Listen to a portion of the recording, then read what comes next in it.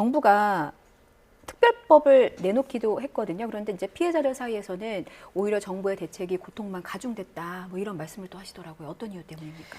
특별법이라는 이름 자체가 주는 기대감이 있잖아요. 예. 아까 말씀드렸듯이 기존의 법률 체계에서 보호되지 않고 그렇기 때문에 특별법이라는 걸 만든다라는 취지에서 출발을 한 건데도 불구하고 예. 그 특별법 어디에도 피해자의 권익을 먼저 우선시 보호하는 게 없어요. 기존에 있는 것들 제도 그 빚 더하기 빚 정책으로 일관을 했기 때문에 기대를 하고 있었던 피해자들은 뭐지?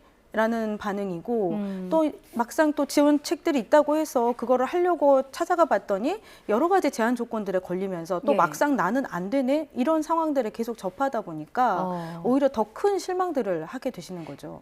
설명이 필요할 것 같아요. 빚 더하기 빚 정책이라는 게 어떤 걸 말씀하시는 그러니까 걸까요? 특별법에서는 보증금을 회수할 수 있는 방법은 전혀 없고 네. 현재 지금 그 보증금을 잃어버린 상황이기 때문에 빚이 있는 거잖아요. 예, 예. 대출을 받으신 분들은 그걸 갚아야 되는데 거기에 빚을 더해서 다음 주거를 해서 이 기존에 있는 빚도 지금 앞으로 생길 빚도 다 너네들이 차근차근 20년에 뭐 걸쳐서 갚아라 이런 취지의 특별법이기 때문에 피해자들이 진짜 필요한 건 내 돈 조금이라도 찾을 수 있는 게 필요한 거거든요. 예, 예. 근데 그게 지금 전혀 없는 거죠. 그러니까 정부가 내놓은 대책이 구제책이나 어떤 해결책이 아니라 미봉책에 불과하다는 말씀이신 그렇죠. 거고, 위원장님 말씀 중에 그나마 이것조차도 문턱이 너무 높아서 피해자로 인정받지 못하는 분들도 계시다고 들었습니다. 이게 어떤 기준이 있어야 되는 겁니까? 그러니까 그 피해자 인정 기준에서 가장 문제가 되는 게 기망 의도를 피해자에게 입증을 하라고 해요. 그거를 피해자가 어떻게 입증합니까? 그러니까요. 그걸 예. 전세 계약을 했을 때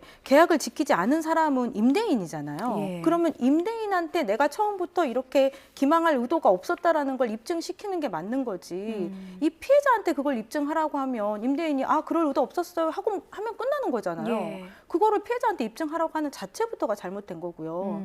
다수의 피해자도 그것도 좀 걸리는데 돈을 못 돌려받은 거는 누구나 다 똑같은 상황이고 네. 처음부터 못 돌려줄 수밖에 없는 상황에서 집을 구입해서 임대한 임대인들의 잘못을 짚어내야 되는데 그러지 못한 것들이 문제죠. 그렇죠. 상당수의 피해자가 스스로 임대인의 고의성을 입증하는 게 현실적으로는 너무나 어렵고 불가능한 일이라는 말씀이셨습니다.